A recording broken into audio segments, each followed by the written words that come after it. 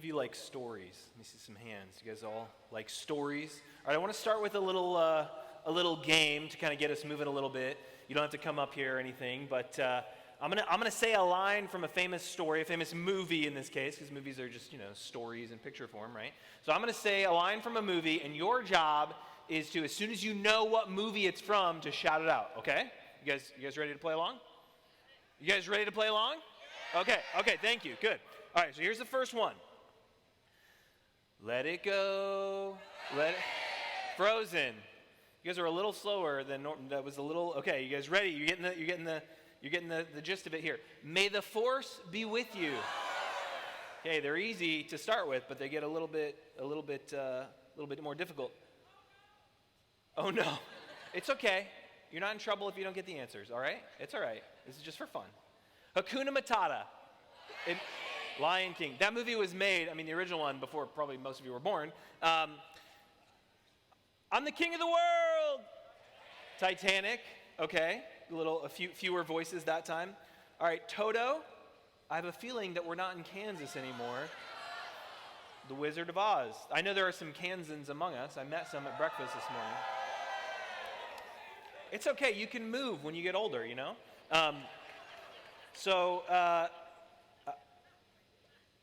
Okay, this is a little bit tougher. Let's see if you guys get this. It might be for the adult leaders. I'm going to make him an offer he can't refuse. The Godfather. If you haven't seen it, you should.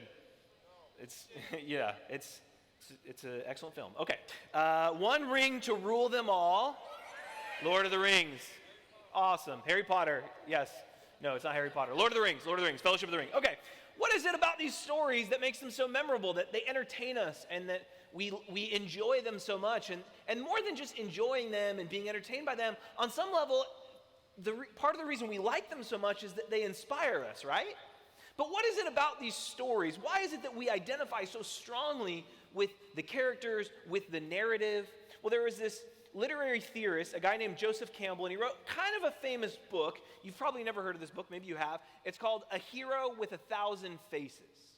And the premise, the basic argument that Campbell makes in that book is that every story, from the long epic of Homer's Odyssey and Iliad to the shortest knock-knock joke, all stories are about a hero's journey. And you start to think about this. And the fascinating thing is that Campbell's theory about journeys and how they work and how they map onto stories have been turned into memos for Hollywood movie makers, in Disney especially, to use as a guide to sort of, okay, is this script going to work? Does it tell the story of a hero? Now, there are two kinds of hero's journeys that a hero can go on. One, there's the outward journey, right? Like Frodo has to take the ring to Mordor to destroy it, right? That's a physical journey from one place to another. Or there's an inward journey where it's about the transformation of the hero. This is the story of Simba, the lion, right? It's really more about, can he be the king, right? Does he have what it takes to be the king that he's supposed to be? And part of Campbell's argument is that all stories, the reason that we identify with them is that just like the main characters, we too are on a journey of discovery. And one of the interesting things is how Campbell defines what a hero is, because he doesn't say a hero is somebody with incredible superpowers, right? For his definition, for how stories work, is that a hero is someone who sacrifices for something of true value. A hero is somebody that is willing to sacrifice for something that's worth sacrificing for. It could be their friends. It could be to save the world. It could be something that they're going to go through an ordeal, to go through harm, to go through danger, because it's worth it. And the reason that we identify with these characters is because we're also on a journey of discovery to figure out what's really worth it. This morning, Jesus tells us two stories about what's really valuable, the two main questions of the morning, the things to take away, to think about in your small groups later. What do you treasure? What's really important to you? Maybe it's people are really important to you, right? Who do you treasure? Who treasures you? Or who do you think does? What do you treasure? And then the second one, which is kind of a similar question, maybe even the same question, what do you seek? What do you want? Like, what's worth giving up and sacrificing to get, to gain? time, energy? What is worth your life? That's the questions that he's forcing us to ask. And every morning I'm going to get up here, and every evening somebody else is going to get up, and they're going to talk about one of the stories of Jesus. Now the thing is about these parables is that my job is to kind of teach you about them, but you see, the thing about a good story, a good movie, is that if I stand up here and just explain it to you, I kind of ruin it, right? Like, it's like I can dissect it and say, oh, it's like if I'm trying to tell you about a frog, and so what I'm going to do is I'm going to cut open, kill it, and then just hand you its guts and be like, oh, here's a frog.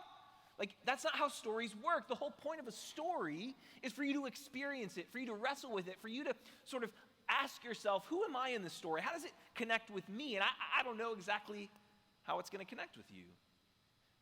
My wife's a children's pastor, and she loves teaching from the stories of Jesus, the parables of Jesus. And one of the definitions that we give little kids about these stories is that they're earthly stories with a heavenly meaning, right? And that they're designed to be memorable and interesting, and they're easy to understand. But the way Jesus tells parables is, in fact, not about them being easy to understand. It's about drawing us in, getting us to a point where we have to ask some uncomfortable questions. Well, let me tell you what I mean. So we're going to back up. We're going to start in 2 Samuel chapter 12. So if you have a Bible with you, you want to go to 2 Samuel chapter 12. Now, you all know what comes before 2 Samuel chapter 12? 2 Samuel chapter 11. Oh, you guys are getting it. Okay, we're picking it up. Now, in 2 Samuel chapter 11, it's the story about how it's the time when the kings go out to war. And when they go out to war, David decides he's going to stay home. David is the king of Israel, and he decides he's going to go up on his roof and just kind of survey all that he has. His troops are out fighting the battle, but he goes up on the roof and he's checking things out, and he's just kind of like, yeah, my area over here is doing good, and things over here. And then he's kind of scanning, and then he sees her. This woman on a roof, bathing. So he calls his people, and he's like, hey, yeah, her? Yeah, go find her. Bring her here. Bring her to me. She comes over. Her name's Bathsheba, by the way. One thing leads to another. I mean, he is the king. She goes home. Her husband, by the way, Uriah, is out fighting a battle for David, and David's at home with his wife. Well, then Bathsheba sends a message to David and says, hey, David, I'm pregnant. Oh, okay, we got to deal with this. And so he does what a lot of us do when we get caught in something we're not supposed to be doing. He tries to cover it up, right? And so he decides he's going to call Uriah back in from the battlefield, and Uriah's going to come home, and Uriah can spend some quality time with his wife. And so then who's going to be the wiser that this is David's child or somebody else's? They don't have paternity tests in ancient Israel. And so he's like, we'll get this covered up. But Uriah, because he has so much honor and because he loves his troops so much, he's unwilling to go sleep with his wife because he says, listen, my friends, my colleagues, my men are out on the battlefield. Why should I be home here enjoying my house and time with my wife when everyone else is on the battlefield? So he's, more honorable than David, who stayed home when the kings went off to war. And so David's like, okay, I got to get him drunk, and then he'll go home and spend some time with his wife. He does, he gets him drunk, but then he still decides to sleep on his front door instead of going in and being with his wife. What's he going to do? He's got to cover up this thing that he did. And so then he decides, all right, here's what I'm going to do. I'm going to send Uriah back to the battlefield, but I'm going to make sure that he doesn't come home from the battlefield. So he sends instructions that Uriah carries to the general, and the general is supposed to take Uriah to the hardest fighting of the battle and then pull back. So Uriah's all by himself. And sure enough, he does. And sure enough, what happens to Uriah? He dies, yes. And so David thinks, then he brings Bathsheba into his house, marries her. He thinks, hey, maybe not the best choice, but I've gotten away with this. My sin is covered. No one's going to know. And then in 2 Samuel chapter 12, Nathan, the prophet, comes and he tells David a story. And this is the first parable that we find in the Bible. The thing that David did or had done displeased the Lord. And the Lord sent Nathan to David. He came to him and said to him, there were two men in a certain city, one rich and the other poor. The rich man had very many flocks and herds, but the poor man had nothing but one ewe lamb, little baby lamb, which he had brought up. He brought it up and grew it up with him, with his children. It used to eat of his meager fare and drink from his cup and lie in his bosom, and it was like a daughter to him. He loved this ewe lamb, and he cared for it like it was his child. Now there came a traveler to the rich man, you know, the guy who has all the herds and flocks, that guy. But he was loath, he didn't want to take one of his own flock or herd to prepare for the wayfarer, the traveler who had come to him. But he took the poor man's lamb and prepared that for the guest who had come to him. He killed the poor guy's baby lamb because he didn't want to sacrifice from his own flocks. And so here's what happens. David's anger was greatly kindled against this man. And he said to Nathan, "The Lord lives, this man who has done this deserves to die. He shall restore the lamb fourfold because he has done this thing and because he had no pity."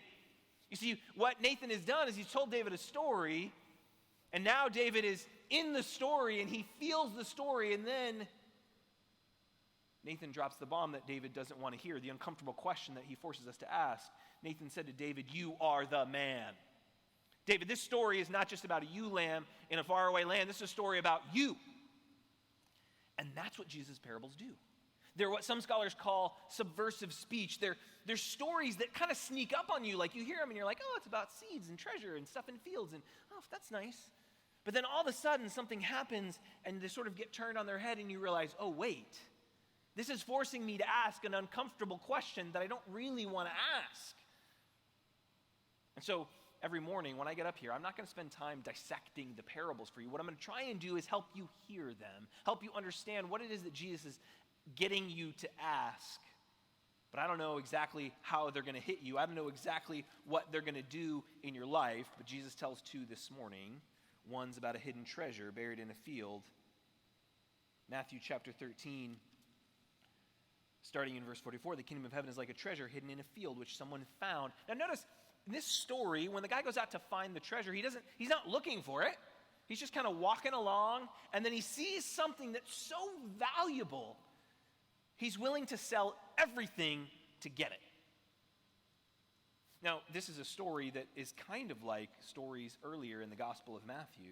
Earlier in Matthew chapter 4, Jesus is just beginning his ministry, and he's starting to preach the gospel, and he's doing these incredible healings. And then it says in Matthew chapter 4, verse 18, he walked by the Sea of Galilee. And he saw two brothers, Simon, who's called Peter, and Andrew, his brother, casting a net into the sea, for they were fishermen.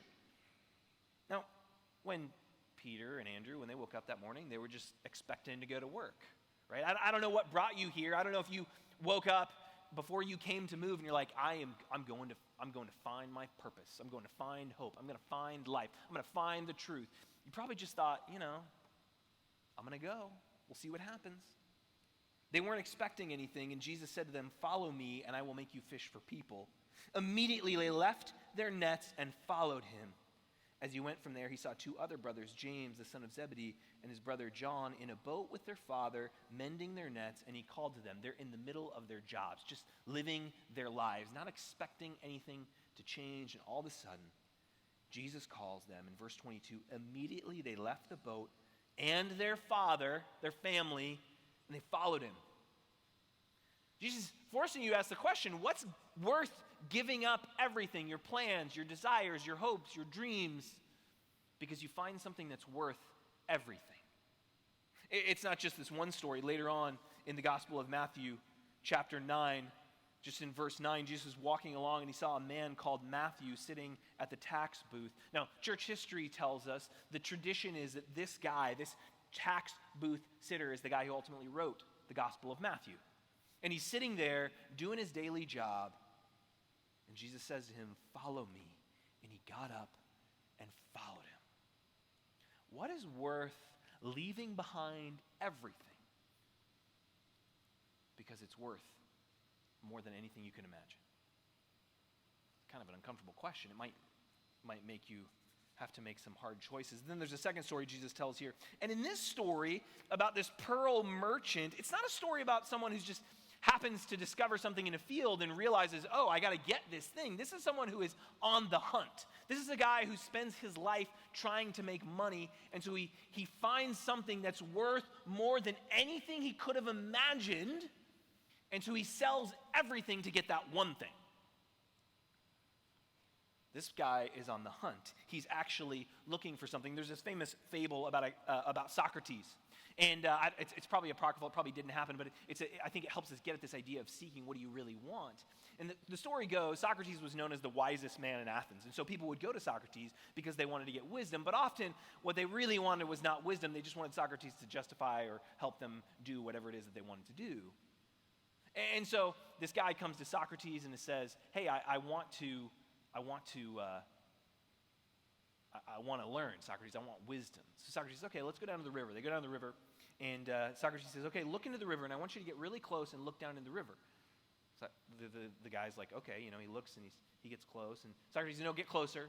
Gets a little closer. No, get really close. I mean, he's to the point now where his nose is almost like touching the water, and he's just like, what is this lesson supposed to be teaching me? What kind of wisdom am I getting? And then Socrates takes his hand, and he puts it in the back of the guy's neck, and he shoves his head underwater, and he holds it there for 30, 45 seconds.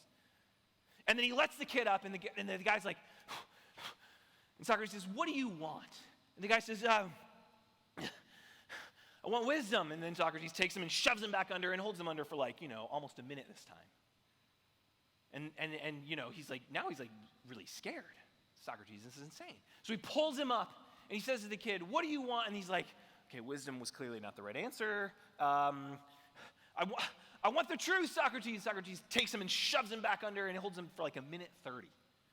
And this kid is just dying. His lungs are burning. And Socrates pulls him up and he says, what do you want? And the kid says, I want air. I just want to breathe. He doesn't think about it. That's just what at the deepest core of who he is, that's what he wants. And Socrates says, when you want wisdom, like you just wanted air, you'll find it. What are you really, really looking for? And here's a scarier thought. What if you find it and it's not what you thought? What if what you think you want so bad you end up getting and it wasn't worth it at all? What do you treasure? What are you seeking? One last story. I have a good friend named Mike. Mike was on an airplane. Mike has played football in high school and is, still lifts weight and looks like somebody who lifts weights and played football in high school, big, strong, good-looking guy, right? Mike was on an airplane. He was a preacher. He's traveling to a church, and he was coming home, and he ends up sitting on the flight, and he has a guy sit next to him, and the guy sitting next to him is this athletic dude. I mean, he spent time in the gym, right? And so they're automatically kind of kindred spirits because they're both good-looking dudes, right? So they sit down next to each other, and this guy sitting next to my buddy Mike starts telling him all about his life, and he's kind of he's not quite bragging, but kind of, he's telling him about his life and just how great it is that he is a ski instructor, and he splits his time between Aspen, Colorado, and the Alps in Switzerland, and his job is that he teaches wealthy women how to ski. And these wealthy women, they often buy him nice gifts. And then, sometimes they take him out to dinner, and, sometimes these beautiful, wealthy women, one thing leads to another, and he spends time doing other things with them.